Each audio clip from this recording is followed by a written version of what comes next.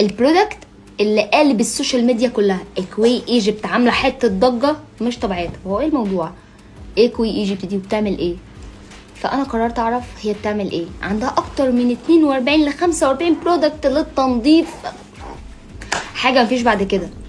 ميه سخنه فقط. اكوي ايجيبت. يلا بينا نعرف اكوي ايجيبت. يلا في السريع كده نشوف هي بتعمل ايه. اول حاجه دي هكلمكم عليها لوحدها، بعدين نحطها على جنب. خلينا بقى نتكلم عن شياكه الشركه دي بجد. بصوا يا جماعه، جايبه ايه؟ يعني انا حاسه ان انا حتى جايبين لي بونبوني وجايبين لي بسكوت باولا بالشوكليت وحاجه جميله، بس انا اكلتها بصراحه. بصوا، ما تلاقيش حد باعت لك برودكت يا جماعه معاه كارت زي ده مش ورق. بصوا، وحاطين هنا كمان الباركود. حاجه جميله قوي وشيك قوي قوي. شركه عارفه هي بتعمل ايه. ده فوطه التراب اللي هو لونه لبني. ده فوطه التراب. يعني ايه فوطه التراب؟ فوطه اهي تحطيها في ميه سخنه بس، ومساحي بيها اي اتربه، ولا تقولي سبراي ولا تقولي ملمع ولا تقولي اي حاجه، بس فوطه وميه سخنه. تعالوا نجرب فوطه الاتربه يا جماعه. بلتها بشويه ميه ده فتره، وعملت عليها مره بالصابون. تعالوا نشوف قوه لمعانها.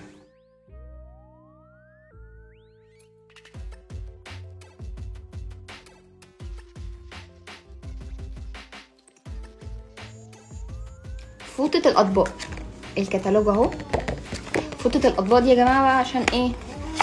غسل المواعين والدعك والصابون والحاجات دي كلها، ولا اي حاجه. بصوا هي خشنه من هنا، سامعين صوتها؟ الكلام ده مش اي كلام انا بقوله، احنا هنجربه دلوقتي. بصوا، هو عشان ما فيش هنا مواعين، دي فوطه المواعين اهي، بس عشان احنا كنا غسلنا المواعين قبلها. بس ايه، هنجرب في طبقين كده كانوا هنا يعني ملحوسين حاجه، ونشوف بقى الرغوه بتاعتها.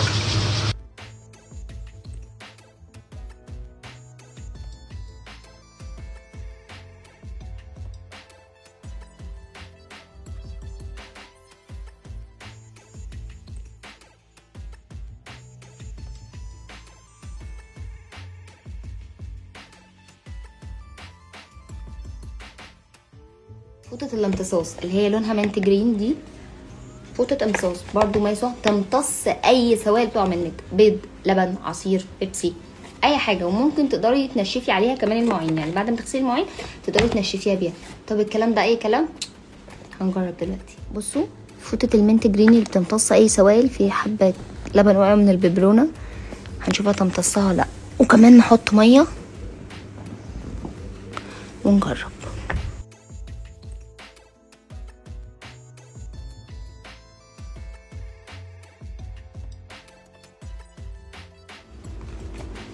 الاورنج فوطه الدهون. عندك اي دهون بقى في المطبخ تقدر دي هتظبط لك المطبخ. بقع على البوتاجاز، بقع على الحوض، دهون على الارض، على الايد بتاعه البوتاجاز، هتظبط لك كل حاجه. برضو استعمال بسيط، وبرضو هنجرب عملي دلوقتي. بصوا، هو مفيش بيت في الدنيا فيه حاجه ابشع من الطاسه بتاعه الزيت. هنشوف ازاي هتلمعها من غير ما تعرضيها لاي صابون او اي حاجه.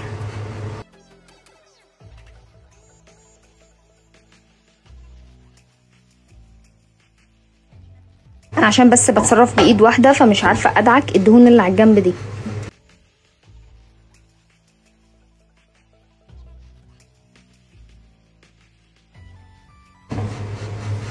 طب بصوا طبعا انا لو ماسكاها بايدي الاتنين همشي بالفوطه على ده كله هطلعه. بصوا طلعتها ازاي. عندك اطفال هارين الحوائط كتابه وروج وماسكارا واللازم منه واللي انتوا عارفينه اللي سيليا بتعمله فيها ده، هي ما نسيتش الموضوع. بصوا الفوطه دي للحوائط اهي، بليها بميه فتره وتعملي بيها الحوائط، تشيلك اي بقعه ممكن يكونوا اولادك بهدلولك بيها البيت. اظن دي اكتر حاجه انتوا هتستخدموها صح؟ انا عن نفسي بصوا يا جماعه، ده روج ثابت اهو. طبعا البنات عارفه انا بقول ايه. هنعمله على الحيطه كده.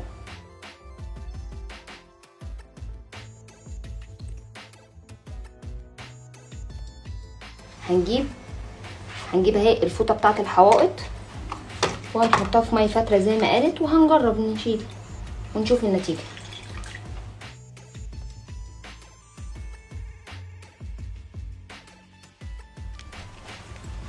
بصوا ده كده بالليفه بس، لسه ما عملناش الصابونه، يكاد يكون مش موجود، هتلاقي لسه فيه اثر.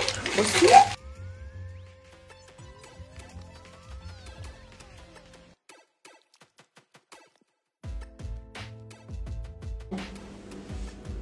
وبرده ما نسيناش التويلت. بصوا يا جماعه الباكت دي فيها 3 فوط، ال3 فوط دي بقى ايه؟ للتويلت، للحوض، للبانيو، للحيطان. ادخلي بيهم الحمام وطلعي خلي حمامك زي القشطه.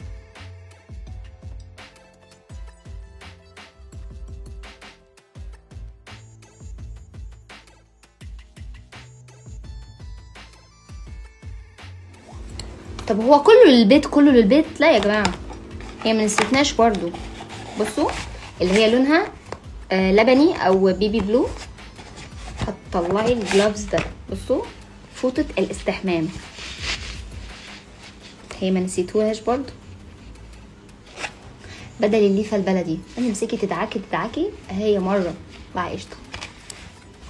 بصوا بقى عشان البنات اللي بتقعد تعطل في مسح الميك اب والحاجات دي، جبنا حاجه احسن من الميك اب ريموفر. بصوا اهي شكلها اهي. بصوا الاسبونج دي يا جماعه، شكلها جميل اصلا وناعمه جدا، تحسها عايزه تتاكل، قطايف كده قطايف. بتبليها وتمشيها على كل وشك، لا ميك اب ريموفر ولا تشيليها بزيت ولا بمرطب ولا باي حاجه، بس الاسبونج دي بس تمسح كل الميك اب من على وشك. مش هتحتاجي ان انت تجيبي ميك اب ريموفر بالشيء الفلاني من الصيدليه، احنا اختصرنا لك الموضوع كله في سبونج. بصوا بقى البنات اللي بتحب تهتم بوشها وبشرتها وبالحاجات دي، بصوا ما سابتكوش برضه، بعتلكوا ايه الجلافز ده بتاع السكراب. بدل ما بتقعدي تجيبي ادوات ومعدات وحاجات بالكهرباء وحاجات بالميه وحاجات مش عارفه ايه، جابت لك جلافز يا جماعه للسكراب، ما بتحتاجيش لحاجات كتير قوي بتقعدي تجيبيها لتنظيف البشره، هي دي وبس. بصوا حتى كيوت قوي، لونها حلو. معانا برودكت من الحاجات اللي عجبتني قوي بصراحه، صابونه اللافندر للتفتيح. بصوا هي صابونه حلوه قوي، ريحتها جميله قوي، تغسلي بيها، قومي الصبح اغسلي بيها وشك كده وشك يتفتح، لا كريمات ولا مرطبات ولا تفتيح ولا الحاجات اللي احنا بنقعد كل شويه نعملها في نفسنا دي. صابونه. بس لسه ما اتكلمناش عن صابونه الفحم الوردي، وما اتكلمناش عن صابونه الكركم بلبن الابل. هي باعته كل حاجه ليها علاقه بالمنظفات، سواء التنظيف الشخصي او الداخلي زي البيت او اي حاجه لها علاقه بالتنظيف. هي ما نسيتش اي حاجه، الحمامات، المطبخ، المواعين، البقع، الاطفال، الحوائط، النظافه الشخصيه، وما نسيتش اي حاجه ليها علاقه بالسكين كير والبنات والموضه والحاجات دي، وازاي تشيليها وازاي ما تتعبيش في ازالتها. وكمان جبت لكم الحاجات عنايه بالجسم وعنايه بالبنات عامه. يعني اكوي ايجيبت فعلا عندها حق لما كانت عامله ضجه على السوشيال ميديا. طب بعد بقى ما تمسحي بالفوط وتشيلي دهون وتشيلي بقع وتشيلي كل حاجه من على الحوائط والمفروشات وكل حاجه. طب الفوطه دي بقى بتتغسل ازاي؟ تغسليها بصابون؟ لا. باريال؟ لا. كلور؟ لا. غساله كهربائيه؟ برضو لا. امال هنغسلها ازاي يعني؟ بصي معاها صابونه، الصابونه دي بس بتفتحيها وتغسلي بيها الفوط اللي انتي استخدمتيها وبس، وبتعصريها وبتنشريها في مكان جاف تنشف، مش في الشمس دايركت يا جماعه عشان ما تحرقهاش. بس الصابونه دي لا بتغسليها باريال ولا كلور ولا اي حاجه فيها كيماويات ممكن تضر الفوطه او تقلل من فعاليتها.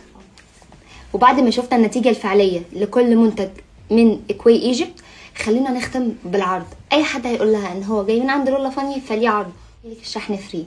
يلا بسرعه اطلبي العرض واستمتعي بالنظافه الواو قوي دي. باي.